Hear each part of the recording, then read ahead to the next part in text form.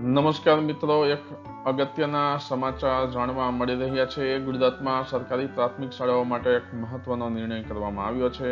પ્રાથમિક શાળાઓમાં શાળા સહાયકની નિમણૂક કરવામાં આવશે. ચાલો જોઈએ શું છે સમાચાર. મિત્રો, હું છું અગ્રવત કિરણકુમાર બી. મારી યુટ્યુબ ચેનલ માય સ્ટુડન્ટ એજ્યુકેશનમાં આપ સૌનું હું હાર્દિક સ્વાગત કરું છું. મિત્રો, ચાલો જોઈએ સમાચાર. શાળા સહાયકની નિમણૂક. ગુજરાત સરકારના શિક્ષણ વિભાગ દ્વારા રાજ્યની પ્રાથમિક શાળાઓમાં શાળા સહાયક નિમણૂક માટે મહત્વપૂર્ણ ઠરાવ જાહેર કરાયો છે. આ હેતુ mission schools of excellence project હેઠળ શૈક્ષણિક ગુણવત્તામાં વધારો લાવવાનો છે. શું છે શાળા સહાયક યોજના? 300+ વિદ્યાર્થી સંખ્યા ધરાવતી પગાર કેન્દ્ર શાળાઓમાં શાળા સહાયકની નિમણૂક થશે. આઉટસોર્સિંગ એજન્સી મારફત પસંદગી અને નિમણૂક કરવામાં આવશે. કમ્પ્યુટરની જાણકારી ધરાવતા શાળા સહાયક વહીવટી અને શૈક્ષણિક સહાય આપશે અને 21,000 રૂપિયા માસિક મહેનતાણું મળશે. મુખ્ય શરતો આ પ્રમાણે છે. સ્નાતક અથવા તો સ્નાતક પ્લસ BEdની લાયકાત અનિવાર્ય છે. ઉંમર મર્યાદા 38 વર્ષ સુધીની છે. સમયગાળો 11 મહિનાનો છે, વેકેશન સિવાયનો, અને અસંતુષ્ટ કામગીરી બદલ દૂર કરવાની પણ શરત છે. મિત્રો, આ નિર્ણય શાળાઓ માટે કેટલો ઉપયોગી સાબિત થશે એ વિશેના તમારા વિચારો નીચે કોમેન્ટમાં જણાવજો. મિત્રો, ઓરિજિનલ પરિપત્ર છે તમને ડિસ્ક્રિપ્શનમાં મળી જશે. તેમ છતાં હું અહીં તમારી સામે એનું વાંચન કરી રહ્યો છું. ચાલો જોઈએ આ પરિપત્ર. ગુજરાત રાજ્યની જિલ્લા પંચાયત અને નગર શિક્ષણ સમિતિ સંચાલિત સરકારી પ્રાથમિક શાળાઓમાં આઉટસોર્સિંગથી શાળા સહાયક ઉપલબ્ધ કરાવવા બાબત ગુજરાત સરકાર શિક્ષણ વિભાગ ઠરાવ ક્રમાંક આટલા સચિવાલય ગાંધીનગર 21/2/2025 નો આ પરિપત્ર છે. આપણે એનું વિગતે વાંચન કરીએ. ચાલો મિત્રો, હું વાંચું છું. વંચાણને લીધા મુજબ 1 અને 2 નંબરના પરિપત્રો આપણને અહીં આપેલા છે. મિત્રો, આને હું ડિસ્ક્રિપ્શનમાં પણ મૂકી દઈશ, પરંતુ અત્યારે માત્ર તમારી સમક્ષ વાંચન કરું છું.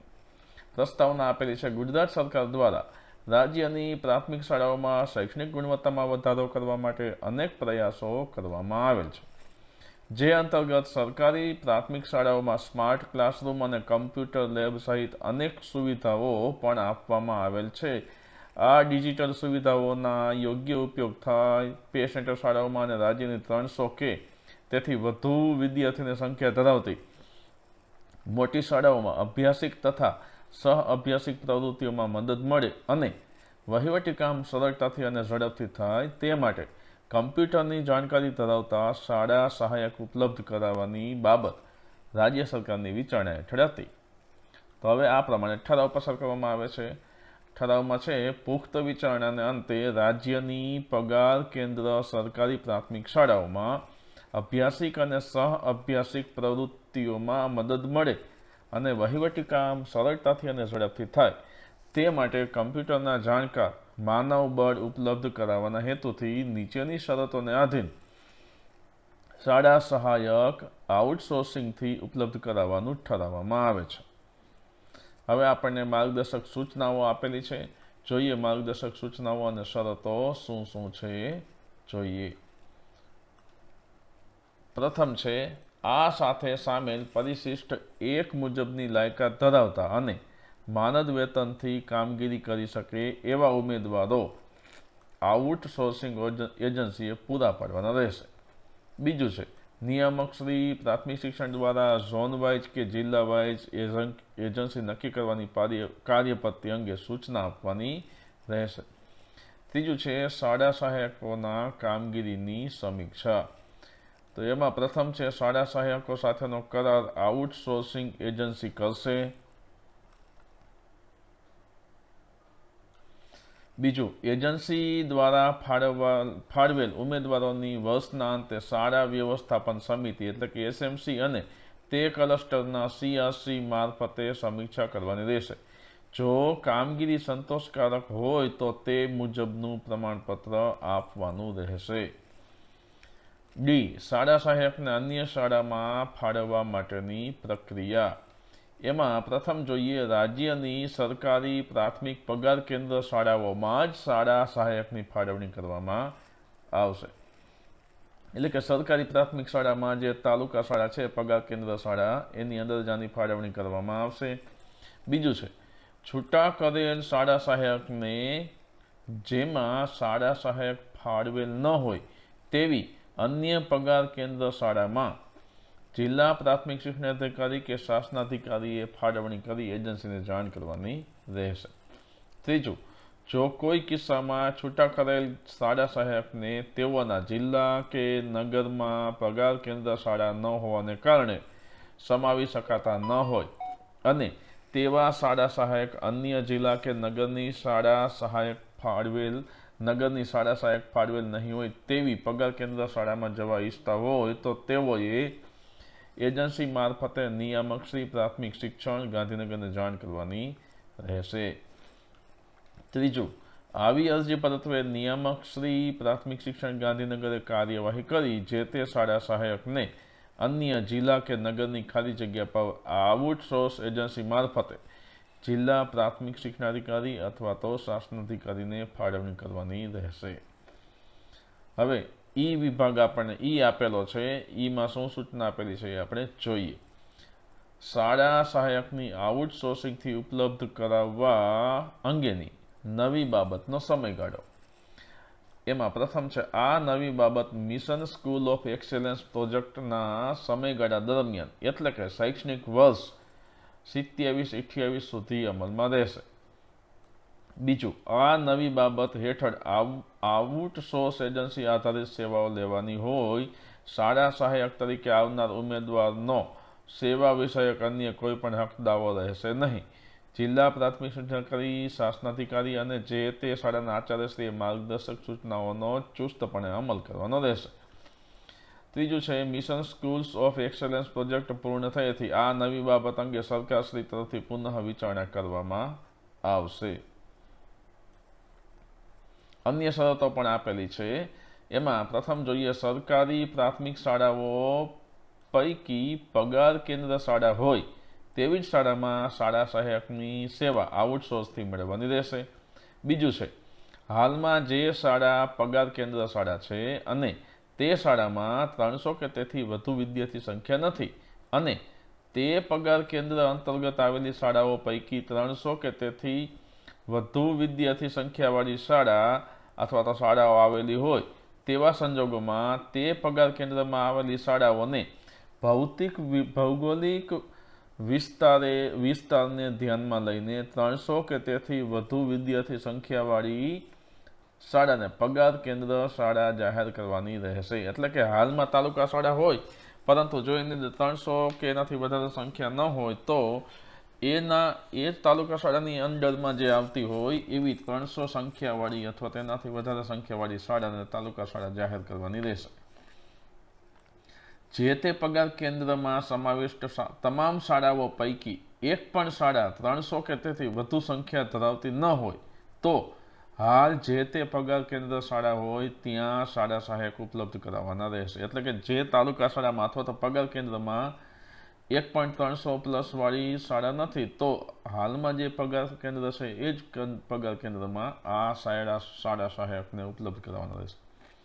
આ ઠરાવમાં સૂચવ્યા મુજબની લાયકાત ધરાવતા ઉમેદવારોએ જ એજન્સીએ ફાળવ્યા છે કે કેમ તેની ખરાઈ સંબંધિત શાસનાધિકારી, તાલુકા પ્રાથમિક શિક્ષણાધિકારીએ કરી લેવાની રહેશે. નિયત લાયકાત સિવાયના શાળા સહાયક કામ ન કરે તેની કાળજી સંબંધિત જિલ્લા પ્રાથમિક શિક્ષણાધિકારી, શાસનાધિકારી, તાલુકા પ્રાથમિક શિક્ષણાધિકારી અને સંબંધિત શાળાના આચાર્ય લેવાની રહેશે. એટલે કે આપણે એની લાયકાત છે એ ચેક કરવાની રહેશે. ત્યારબાદ આગળ આપેલું છે સંબંધિત જિલ્લા પ્રાથમિક શિક્ષણાધિકારી અથવા તો શાસનાધિકારીએ તેમના જિલ્લા માટે નિયત થયેલ એજન્સીને પેમેન્ટથી પ્રત્યેક શાળા સહાયક દીઠ માસિક મહેનતાણું ₹21,000 પ્રતિ માસ ચૂકવવાનું રહેશે. એજન્સીને સર્વિસ ચાર્જ અને GST અલગથી ચૂકવવાનો રહેશે. એજન્સી શાળા સહાયક માટે નિયત કરેલ માસિક મહેનતાણું બેંક મારફતે ચૂકવી તેની પહોંચ સંબંધિત જિલ્લા પ્રાથમિક શિક્ષણાધિકારી અથવા તો શાસનાધિકારીને રજૂ કર્યેથી તેઓના બિલની ચૂકવણી કરવાની રહેશે. એજન્સી દ્વારા નિમાયેલ શાળા સહાયક કોઈ પણ સંજોગોમાં સરકારી કર્મચારીને મળતા લાભો માટે હક દાવો કરી શકશે નહીં.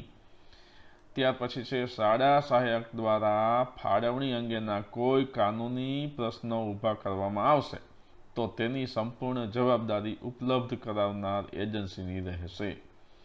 જે શાળા સહાયકની કામગીરી સંતોષકારક નહીં હોય તો એવા સહાયકને કોઈ પણ પ્રકારની નોટિસ આપ્યા વિના શાળામાંથી છૂટા કરવામાં આવશે અને જેની જાણ શાળા સહાયક ઉપલબ્ધ કરાવનાર એજન્સીને કરવાની રહેશે અને તેની જગ્યા પર નવા શાળા સહાયક ઉપલબ્ધ કરાવવાની જવાબદારી એજન્સીની રહેશે. આ અંગેનો ખર્ચ જે તે વર્ષની અંદાજપત્રીય જોગવાઈની મર્યાદામાં કરવાનો રહેશે. આ હુકમો વિભાગની સરખા ક્રમાંકની ઈ-ફાઇલ પર તારીખ 6/1/2025ની નોંધથી નાણાં વિભાગની મળેલ અનુમતિ અન્વયે બહાર પાડવામાં આવે છે. ગુજરાતના રાજ્યપાલશ્રીના હુકમથી અને તેમના નામે R.R. ઠાકોર, સેક્શન અધિકારી, શિક્ષણ વિભાગ. અને ત્યારબાદ કેને આ પરિપત્ર મોકલવામાં આવેલો છે એનું આપણને અહીં લિસ્ટ આપેલું છે. આગળ પણ એક સૂચના આપેલી છે એ પણ આપણે વાંચી લઈએ. પરિશિષ્ટ 1 છે અને શિક્ષણ વિભાગનો ઠરાવ ક્રમાંક આપણને આપેલો છે અને એમાં ક્રમ, વિગત અને ધારાધોરણ શું છે તો પ્રથમ છે શૈક્ષણિક લાયકાત. તો માન્ય યુનિવર્સિટીના કોઈપણ વિદ્યાશાખાના સ્નાતક વત્તા B.Ed હોવા જોઈએ. વયમર્યાદા છે એજન્સી દ્વારા પસંદ થનાર ઉમેદવારની વયમર્યાદા 38 વર્ષથી વધુ ન હોવી જોઈએ. પસંદગી પ્રક્રિયા ક્રમ 1 મુજબની લાયકાત ધરાવતા ઉમેદવારોમાંથી આઉટસોર્સ એજન્સી દ્વારા આપેલ યાદી મુજબ આમાંથી પસંદ કરો. માસિક મહેનતાણું 21,000 રૂપિયા. સમયગાળો શાળા સહાયકોની કામગીરી 11 માસની રહેશે. વેકેશન સિવાયની 11 માસનો સમય પૂરો થતાં તેઓને છૂટા થયેલા ગણવામાં આવશે. અને શાળા સહાયક સાથે કરાર. શાળા સહાયક સાથે માન્ય આઉટસોર્સ એજન્સીએ કરાર કરવાનો રહેશે. કામકાજ શું કરવાનું છે તો કે આઉટસોર્સ આધારિત શાળા સહાયકોએ શાળામાં કામકાજના દિવસો દરમિયાન તથા શાળા સમય બાદ પણ વહીવટી કામગીરી, શૈક્ષણિક તેમજ સહ અભ્યાસ પ્રવૃત્તિ આચાર્ય અથવા તો વડી કચેરી સોંપે તેવી કામગીરી કરવાની રહેશે. તો મિત્રો આ રીતે આપણે આ સંપૂર્ણ પરિપત્ર છે એનું વાંચન કરેલું છે. મિત્રો આ પરિપત્ર હું ડિસ્ક્રિપ્શનમાં પણ મૂકી દઈશ જે તમે ત્યાંથી ડાઉનલોડ કરી શકશો. તો તમારા લાગતા વળગતા મિત્રોને આ વિડીયો છે એ શેર કરજો જેથી તેઓ એનો લાભ લઈ શકે. મારી યુટ્યુબ ચેનલ માય સ્ટુડન્ટ્સ એજ્યુકેશનને તમે સબસ્ક્રાઈબ પણ કરશો એવી આશા છે. ધન્યવાદ. તો મિત્રો આવી જ અન્ય માહિતી મેળવવા માટે મારી યુટ્યુબ ચેનલ માય સ્ટુડન્ટ્સ એજ્યુકેશનને સબસ્ક્રાઈબ કરજો. તમારા અન્ય મિત્રોને પણ આ વિડીયો શેર કરજો જેથી તેઓ આ શાળા સહાયક તરીકે અરજી કરી શકે. જે જરૂરિયાતમંદ હોય એમને આ વિડીયો શેર કરવા વિનંતી. ચાલો ફરી મળીશું બીજી વધારાની આવી જ અન્ય ઉપયોગી માહિતી સાથે. ધન્યવાદ.